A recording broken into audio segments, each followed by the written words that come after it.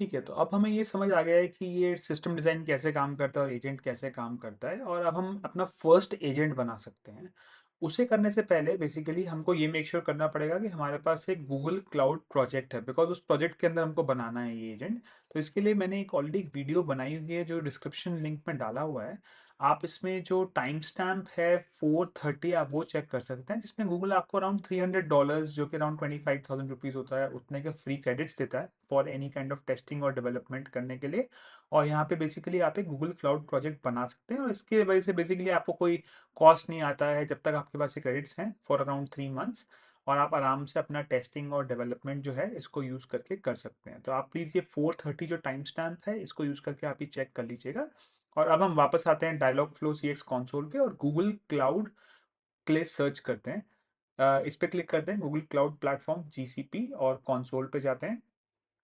और यहाँ पे जाके हम लोग ये चेक कर लेते हैं कि हमारा जो प्रोजेक्ट है तो जब हम बनाएंगे अपना तो एक प्रोजेक्ट हमें मिलेगा तो हम सही प्रोजेक्ट हमने सेलेक्ट किया हुआ है ये जस्ट मेक श्योर कर लेते हैं जो भी डिफॉल्ट प्रोजेक्ट है आप वही रख सकते हैं। और ये करने के बाद हमको कुछ एपीआईज एनेबल करनी पड़ेंगी।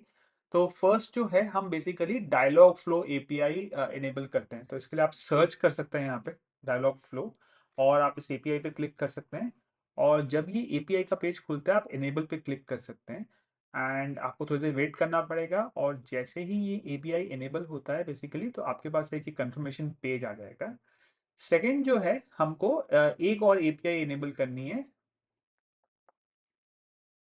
तो वो है वर्टेक्स एआई एजेंट जो एपीआई है तो vertex AI search and conversation आप सर्च कर सकते हैं और एक एजेंट बिल्डर आता है। तो ये एजेंट बिल्डर जो है आप इसको बेसिकली एनेबल कर सकते हैं। और इसको एनेबल करने के बाद जो है आपके पास बेसिकली एक ऐसा पेज आ जाएगा। अगर आप सेपरेटली इस पे कभी लैंड किए हैं आपने पहले से ही एनेबल किया हुआ था तो आप बेसिकली यहाँ से बैक जाके इस वाले पेज पे पर्टिकुलर पेज पे लैंड करेंगे। और यहाँ पे आपको सारी अपनी ऐप्स देखने को मिलेंगी। अभी हमारे पास यहाँ पे कोई ऐप है नहीं तो हम basically just create a new app पे क्लिक कर सकते हैं वो ऐप बनाने के लिए।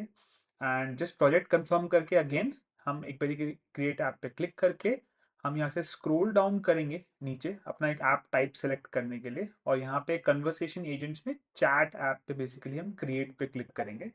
तो इस पे क्रिएट पे क्लिक करने के बाद हम जो गूगल का एक एग्जांपल है जिसको हम फॉलो कर रहे हैं तो हम उसकी इन्फॉर्मेशन भरेंगे। सो सेव अ लाइफ हम कंपनी नेम भरेंगे। और ये कंपनी नेम जो है हमारा बेसिकली एजेंट यूज़ करेगा अपनी कन्वर्सेशन में हम अपने एक एजेंट का नाम डालेंगे यहाँ पे। सो हम जो है अगेन एग्जांपल यूज़ करते हुए हम डाल सकते हैं ब्लड डोनेशन एजेंट जो कि बेसिकली हमको ब्लड डोनेशन करने के लिए हम एलिजिबल हैं कि नहीं उसके लिए हेल्प करेगा समझने के लिए। कंटिन्यू क्लिक करके हमें क्रिएट डेटा स्टोर पे क्लिक करेंगे। सो क्रिएट डेटा स्टोर में आपके पास मल्टीपल ऑप्शन है हम क्लाउड स्टोरेज सेलेक्ट करेंगे और यहाँ पे आप अनस्ट्रक्चर्ड डॉक्यूमेंट्स यूज़ कर सकते हैं। और आपके पास अदर ऑप्शंस भी हैं इसके नीचे यूज़ करने के लिए। सो हम लोग अनस्ट्रक्चर्ड डॉक्यूमेंट्स यूज़ करने वाले हैं यहाँ पे। एंड इसके लिए हम बेसिकली एक गूगल क्लाउड स्टोरेज जो बकेट है वो प्रोवाइड करेंगे। इसके अलावा आप website content cloud storage API सब कुछ यूज़ कर सकते हैं। यहाँ पे हम क्लाउड स्टोरेज ही यूज़ करने वाले हैं। तो आप एक Google cloud storage bucket provide करेंगे फ्रॉम द एग्जांपल आप इसे कॉपी कर सकते हैं डिस्क्रिप्शन से आप इसको ले सकते हैं। और यहाँ पे आप उसका एक नाम प्रोवाइड करेंगे। तो यहाँ पे हम लोग जो है इसको ऑस्ट्रेलियन यहाँ पे हम इसको Australian red cross life blood unstructured जो है नाम प्रोवाइड करेंगे एंड क्रिएट पे क्लिक कर देंगे। तो ये हमारा डेटा स्टोर बन गया। एक बार फिर से हम क्रिएट पे क्लिक करेंगे and this will complete app creation. तो यहाँ से बेसिकली हमारी अब क्या होगा कि ऐप बन जाएगी पूरी जो कि ये पर्टिकुलर ऐप है। इस पर आप क्लिक करोगे एंड आप प्रीव्यू पे क्लिक कर सकते हो। तो आप डायलॉग फ्लो सीएक्स कंसोल पे पहुंच जाओगे जहाँ पे आपकी ये पर्टिकुलर ऐप ओपन हो जाएगी। सो अब हम बेसिकली ये कंसोल यूज़ करके अपने एजेंट को कस्टमाइज़ करने की कोशिश करेंगे और टास्क परफॉर्म करने के लिए कस्टमाइज़ करेंगे। सो एजेंट सेटिंग्स पे क्लिक करेंगे and then will click on generative AI and उसके बाद हम लोग डेटा स्टोर पे क्लिक करेंगे। यहाँ पे हमारे पास एक डेटा स्टोर प्रॉम्प्ट है बेसिकली। तो यहाँ पे हम डेटा स्टोर प्रॉम्प्ट प्रोवाइड करके बेटर इन्फॉर्मेशन निकालने की कोशिश करेंगे डेटा स्टोर से।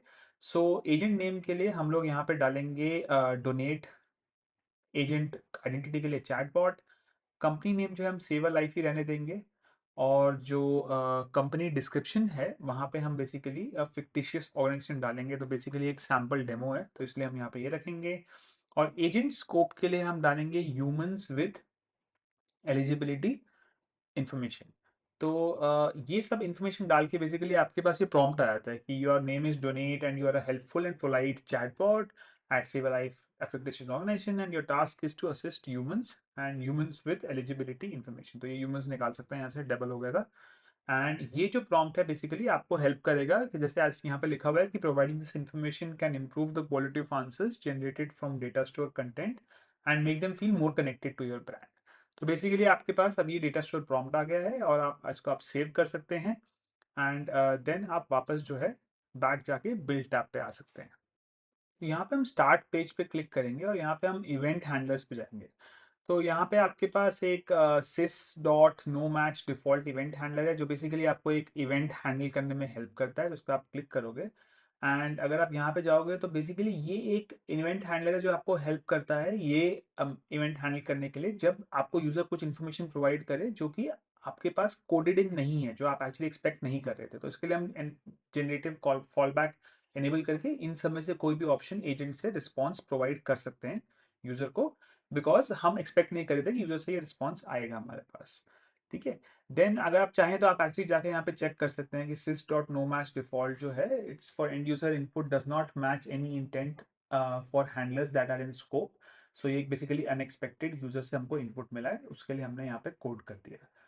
फिर हम वापस डायलॉग फ्लो सीएक्स पे आते हैं और बेसिकली हम एडिट डेटा स्टोर्स पे क्लिक करेंगे अब नेक्स्ट।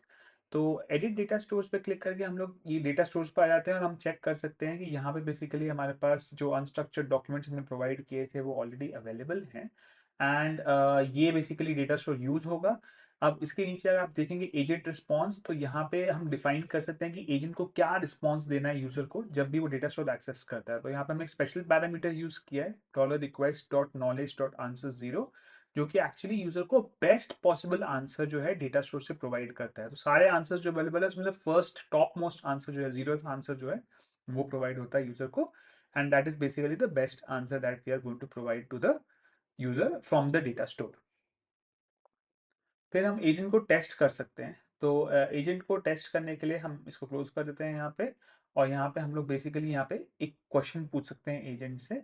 सो जब हम एजेंट को पूछते हैं what age do I need to be able to donate blood. ठीक है।